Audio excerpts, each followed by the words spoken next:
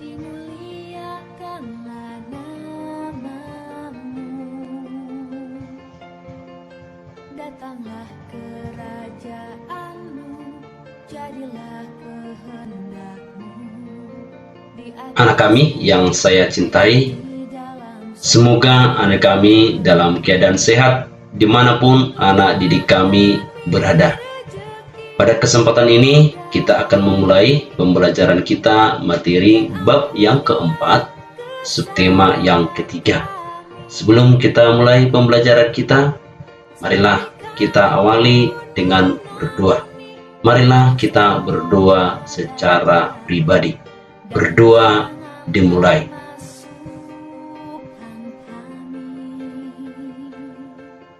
ke dalam pencobaan, tetapi bebaskanlah kami dari yang jahat.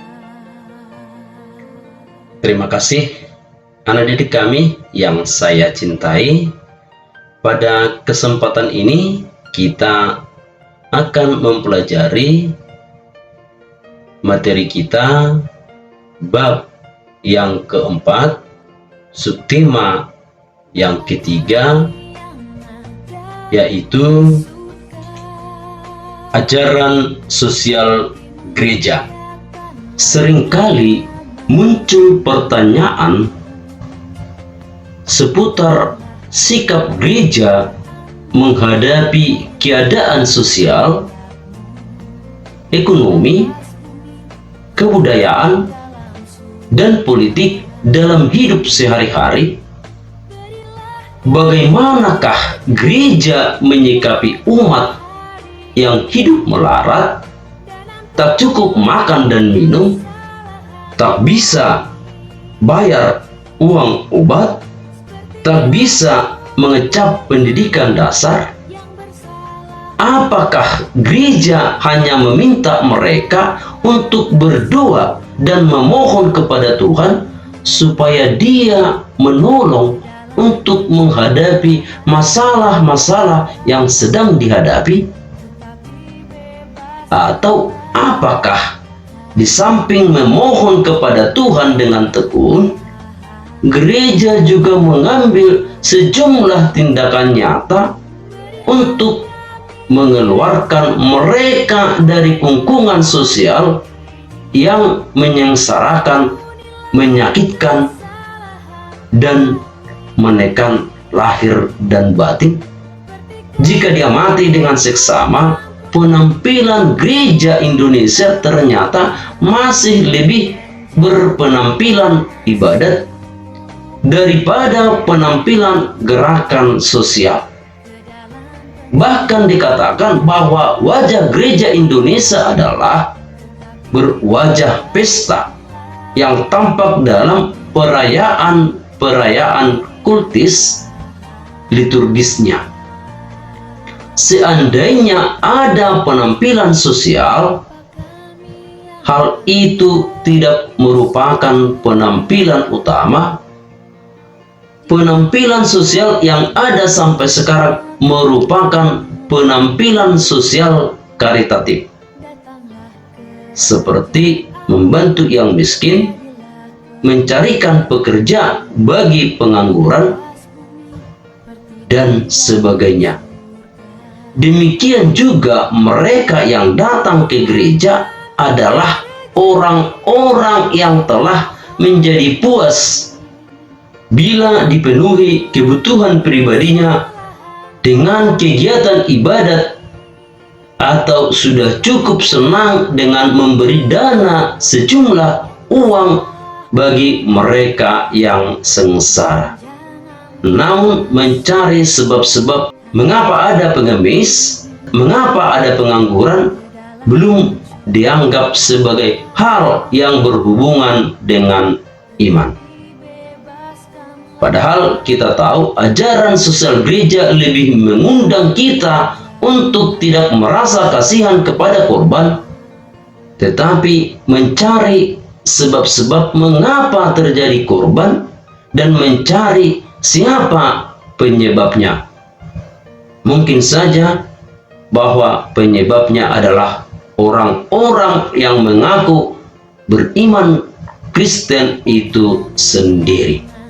Melalui pembelajaran ini, anak didik kami dibimbing untuk memahami ajaran sosial gereja dan mampu menghayati dan mengamalkan dalam hidupnya di tengah masyarakat.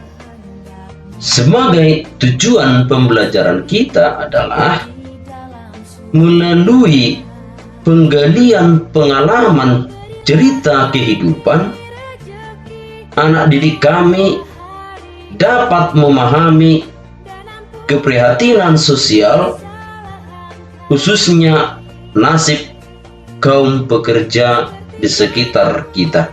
Melalui menyimak dan penjelasan ajaran sosial gereja, anak didik kami dapat memahami makna pokok-pokok ajaran sosial gereja.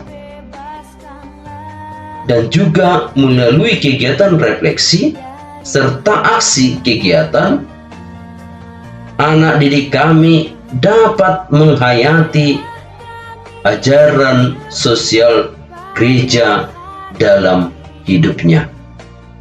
Untuk mencapai tujuan pembelajaran kita dalam materi ini, sebagai indikatornya adalah: pertama, menjelaskan arti dan latar belakang ajaran sosial gereja. Kedua, menjelaskan sejarah singkat ajaran sosial gereja. Ketiga, menjelaskan macam-macam ajaran sosial gereja. Keempat, menjelaskan pokok-pokok penting ajaran sosial gereja. Kelima, menganalisis beberapa alasan mengapa ajaran sosial gereja kurang bergema dalam kehidupan nyata. Keenam, menjelaskan nilai-nilai ajaran sosial gereja bagi umat Katolik Indonesia. Latar belakang munculnya ajaran sosial gereja. Ajaran sosial gereja yang dikembangkan sejak abad ke-19 merupakan bagian integral dari seluruh pandangan hidup Kristiani. Dimunculkan tekanan baru pada segi pastoral dan praktis, dimensi internasional, dan masalah hak-hak asasi manusia. Masalah konkret yang sangat mendesak adalah negara yang sedang berkembang, ledakan penduduk, nilai kerja manusia, diskriminasi rasial, otonomi bidang duniawi dari agama, keahlian profesional. Pada tahap kedua ini, gereja berjuang untuk membela martabat setiap pribadi manusia dan membangun masyarakat yang manusiawi. Ajaran sosial gereja berkembang walaupun prinsip-prinsip dasarnya sama. Bila keputusan dan tindakan politik tidak adil, gereja harus bicara. Ajaran sosial gereja menolak pandangan yang salah tentang masyarakat, yaitu ajaran kapitalisme, liberal, dan komunisme total. Ajaran sosial gereja memusatkan perhatian pada penekanan nilai-nilai dasar kehidupan bersama. Titik tolaknya adalah pengertian manusia sebagai makhluk pribadi dan sekaligus makhluk sosial. Di satu pihak, manusia membutuhkan masyarakat dan hanya dapat berkembang di dalamnya. Di lain pihak, masyarakat yang sungguh manusiawi mustahil terwujud tanpa individu yang berkepribadian kuat, baik, dan penuh tanggung jawab. Masyarakat sehat dicirikan oleh adanya pengakuan terhadap martabat pribadi manusia, kesejahteraan bersama, dan solidaritas. Mari kita melihat arti ajaran sosial gereja. Ajaran sosial gereja atau disingkat ASG adalah ajaran mengenai hak dan kewajiban berbagai anggota masyarakat dalam hubungannya dengan kebaikan bersama, baik dalam lingkup nasional maupun internasional. Ajaran sosial gereja merupakan tanggapan gereja terhadap fenomena atau persoalan-persoalan yang dihadapi oleh umat manusia dalam bentuk himbauan, kritik, atau dukungan. Dengan kata lain, ajaran sosial gereja merupakan bentuk keprihatinan gereja terhadap dunia dan umat manusia dalam wujud dokumen yang perlu disosialisasikan. Karena masalah-masalah yang dihadapi oleh manusia beragam, bervariasi, dan ini dipengaruhi oleh semangat dan kebutuhan zaman. Maka tanggapan gereja juga bervariasi sesuai dengan isu sosial yang muncul.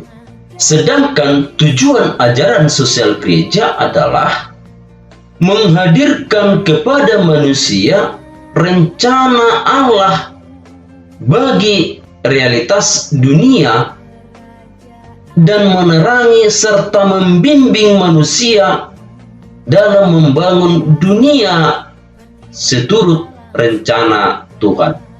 Atau ajaran sosial gereja dimaksudkan untuk menjadi pedoman, dorongan, dan bekal bagi banyak orang Katolik dalam perjuangannya ikut serta menciptakan dunia kerja dan beragam relasi manusia yang terhormat dan masyarakat sejahtera yang bersahabat dan bermartabat. Dengan bekal dan pedoman ajaran sosial gereja, mereka diharapkan menjadi rasul awam yang tangguh dan terus berkembang di tengah kehidupan real atau nyata. Mari kita melihat jenis ajaran sosial gereja.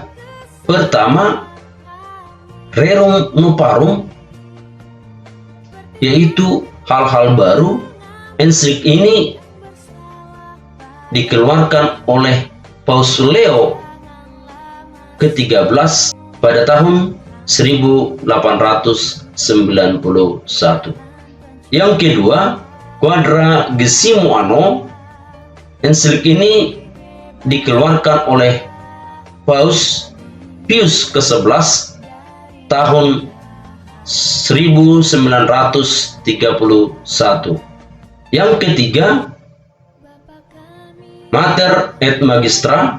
Ensiklik ini dikeluarkan oleh Paus Yohanes ke-23 tahun 1961. Keempat, Pacem in Terris. Ensiklik ini dikeluarkan oleh Paus Yohanes ke-13 tahun 1963. Kelima, Gaudium et Spes merupakan dokumen konstitusi pastoral Konsili Vatikan II pada tahun 1965.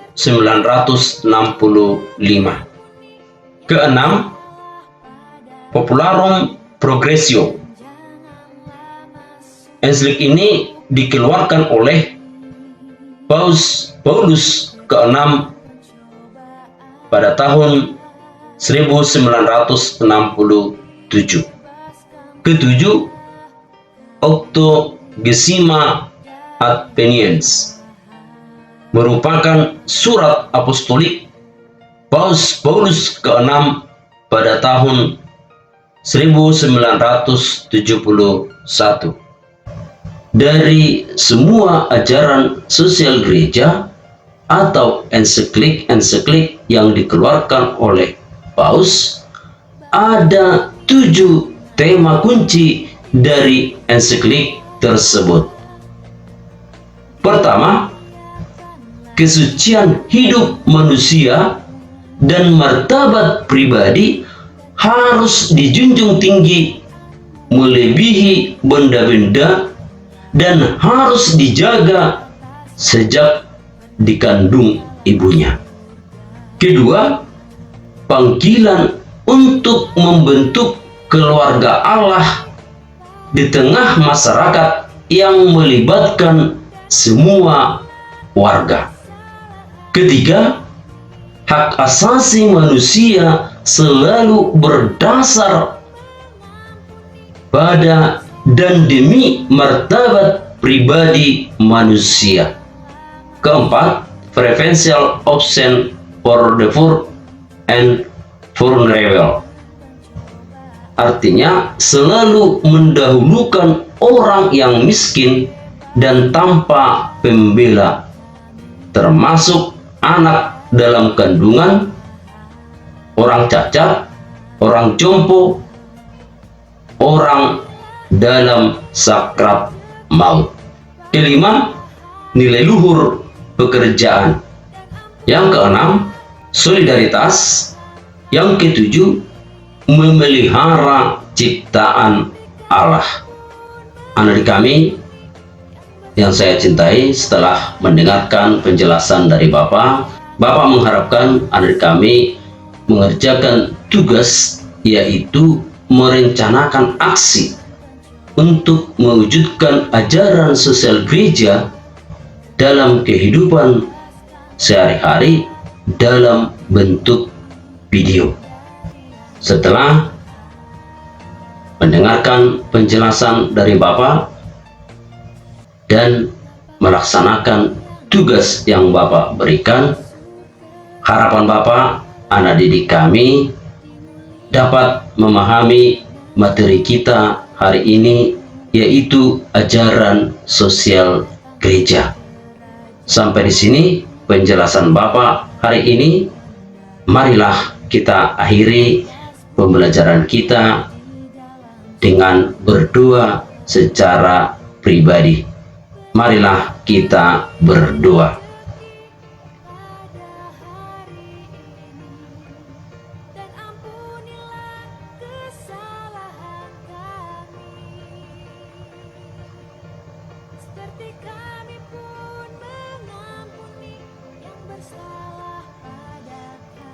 Sekian dan terima kasih. Tuhan Yesus memberkati.